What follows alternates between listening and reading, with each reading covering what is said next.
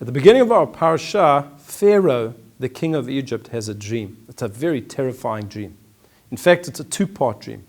In one dream, he sees 7 beautiful cows, fat and healthy, and then from the Nile comes out 7 decrepit, old, sick cows, and they devour the 7 original fat cows. He wakes up in a start and goes back to sleep. And then again, he sees 7 beautiful ears of wheat. They're healthy, they're luscious. And another 7 ears of wheat grow after them. And these have been blown by the east wind. And they are unhealthy, and they are thin, and they eat up the original 7 ears of wheat. He wakes up and he realizes that this dream needs to be interpreted. And he sends for the Chartamim, he sends for the magicians, the dream interpreters of Egypt, and they all give him interpretations, and he is not satisfied with their interpretation. Until somebody speaks up, the Sarah Mashkin, the butler, and he says, I was in jail with the baker, and there we had dreams, and there was a young Hebrew boy there, his name was Yosef, and we told him our dreams, and he interpreted our dreams, and exactly as he interpreted them, so they came true. And Pharaoh said, bring the young man. So in a moment, Yosef is taken out of the dungeon, he's shaved, he's given new clothing, and he's brought before Pharaoh. And he says to Pharaoh, I know what your dream means. Your dream means that there are going to be 7 wonderful years of plenty in Egypt. And these will be followed by 7 years of famine. And during the 7 years of plenty, you need to store all of the excess grain in the country for the 7 years of famine that are coming. And Pharaoh is so impressed. In fact, he appoints Yosef to be Mishneh LeMelech, second in command to the king, and to implement this great plan of preparing for the 7 years of famine. Now, why is it that Pharaoh believed the interpretation of Joseph and not the interpretation of the Egyptian dream interpreters? And what did they say? Well, some of them said that there would be 7 generals who would try to take over from Pharaoh.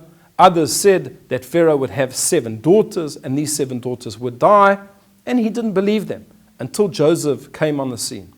Well, why didn't he believe his interpreters? What is the difference between their interpretation and the interpretation of Joseph?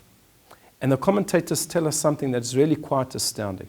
He knew that the original interpretations of the Egyptians were wrong, because they were all of a personal nature.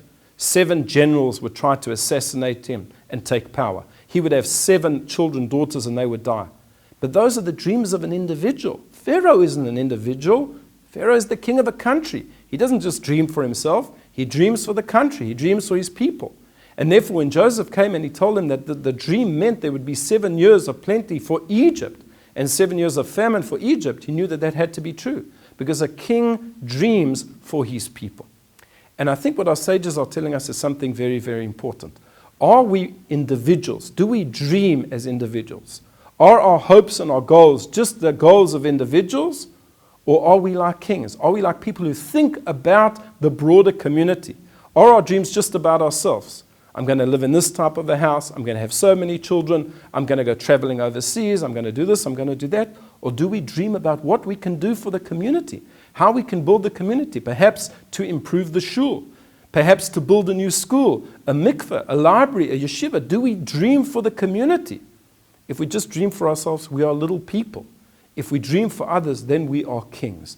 And that is the meaning of the dream of Pharaoh. That's what it's coming to teach us. And Joseph understood this, that a person who dreams on a big scale for others, he indeed is a king. And in fact, we know that Joseph also had such dreams.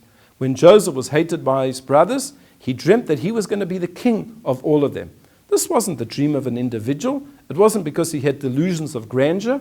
It was because Joseph realized that as a king, as the second in control of Egypt, he would be able to provide for his family during a famine. And that's exactly what happened. He brought his family to Egypt and he provided for them because he had the courage and the strength to dream as a king does for the community. And that's exactly what we should do.